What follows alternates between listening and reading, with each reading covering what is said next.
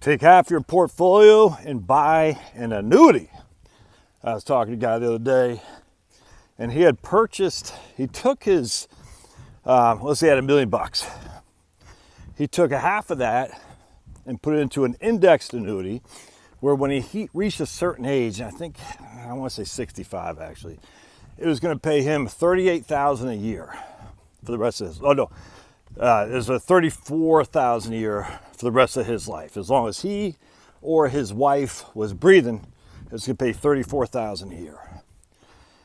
If it was just for him, with a 20-year period certain, so it's just, not even just for him, it's just 20 years, it would have paid him $38,000. And then after year 21, if he's still living, then he doesn't get anything. Anyway, so, as I am a conservative in terms of if I get nervous, I said, you should probably take the $34,000 a year just to cover your wife, just in case. Now, the wife's a little bit older and not as in good health, so not likely she'll survive him, but just in case, to sacrifice $4,000 a year in which to protect your wife, it makes sense to me, actually. Well, you can buy a life insurance policy, and he's 65. It's going to be pretty expensive. Anyway, so what happens here is like, dude, and the rest of his portfolio is pretty aggressive, and he likes to mess around with his own stocks and stuff. I said, you got Social Security kicking in between he and his wife. I can't remember how much it was. We'll say $40,000 a year, and I saw for simplicity. You got $38,000 coming from an annuity.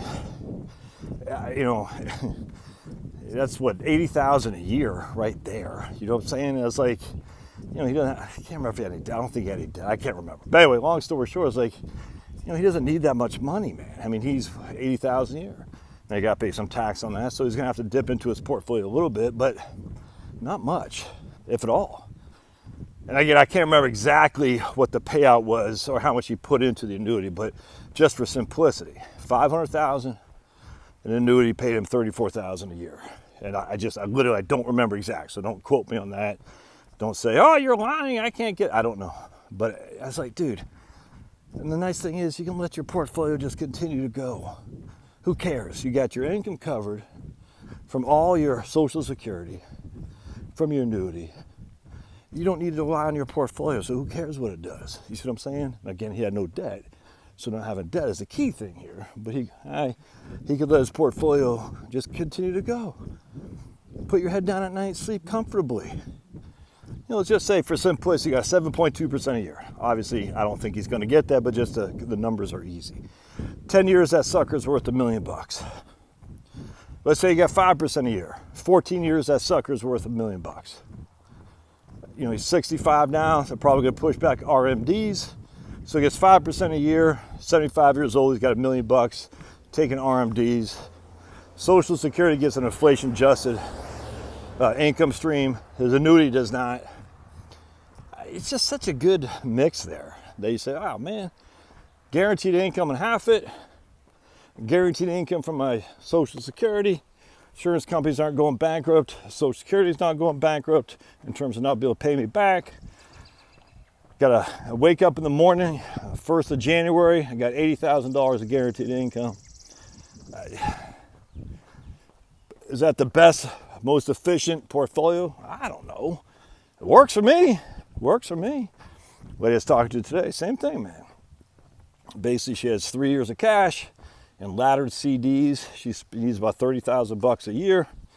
All right, so she gets $100,000 of cash that she's going to do a 1 year, 2 year, 3 year CD, ladder them, matures, takes the money out, puts in her savings account, spends it. Year 2 matures, takes the money out, puts in a savings account, spends it. Year 3, the same thing. Now she's out of cash. The remaining of her portfolio, I think, is $350,000. Dump that to Wellesley Fund. $350,000 is worth what exactly in year 4? I don't know. Let's just say it's only worth $350,000. And let's just say she needs $30,000 a year of income. Worst case scenario, man. 30,000 divided by 350. Again, that's assuming no inflation on the growth of the portfolio and assuming no inflation on her expenditure needs. Obviously, the portfolio could go down. I get that. And obviously inflation will make her spending needs go up. I get that.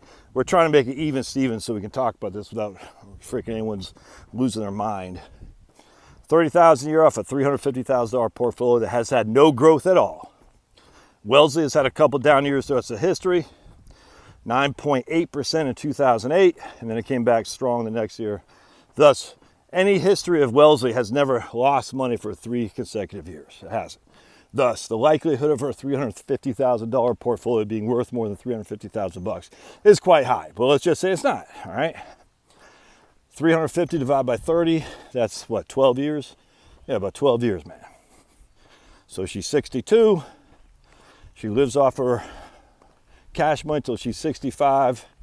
And then she runs out of money by the time she's 77. That's the worst case scenario. And that's not so bad as now, is it? That's not so bad. She still has Social Security kicking in. Is she going to live high on the hog? No. But it's just simple, man. 3 years cash, 4 years cash, whatever, suits you. Put the rest into a Wellesley fund.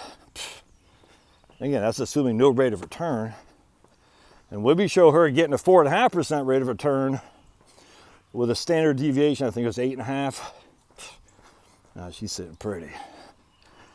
And I was like, yeah, some people like to do this, some people like to do that. I like it simple because simplicity is divine. Keep it simple, stupid, man. Cash, Wellesley. Annuity, VTI or Wellington. Man, it's just so easy. So easy. Love your thoughts. We'll see ya.